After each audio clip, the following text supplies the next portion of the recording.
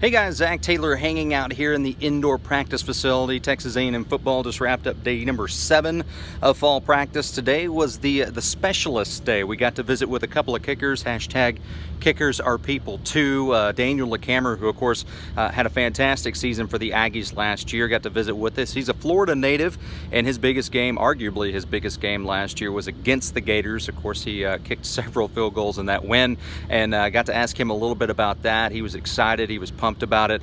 Also got to ask him a little bit about facing Jeff Banks, his former coach. Of course, the Aggies will be taking on Alabama in Tuscaloosa early on in the season. He says that he plans on kicking a field goal and then pointing at his old coach on the sideline, a la Gary Bertier. So we'll see just how that works. But Daniel LaCamera in good spirits today, talking a little kicking. Also Braden Mann, a guy who's taking over the punting duties from Shane Chapuka. Obviously Shane graduated, has moved on to his pro aspirations, is looking to make a spot, I should say, in the NFL. But got to visit a little bit with Braden Mann, a converted linebacker from high school. So in high school, Braden said that he wanted to be a middle linebacker. That was his dream, so to speak, in college. But the physique really wasn't there. The heart was willing, but also the body, because he said he broke his back twice.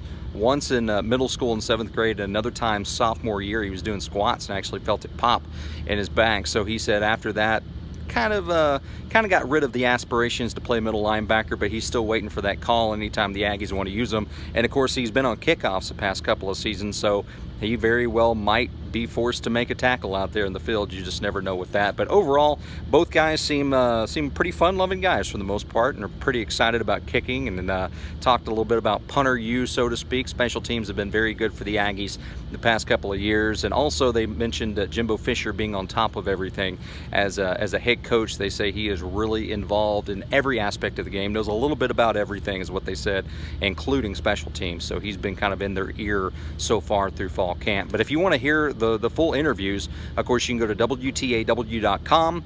Also, I know during the Louis Bellina show tomorrow, I believe Louis is planning on playing the interviews in full tomorrow.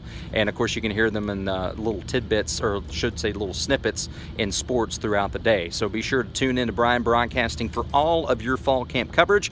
Again, I'm Zach Taylor, and I'm out of here.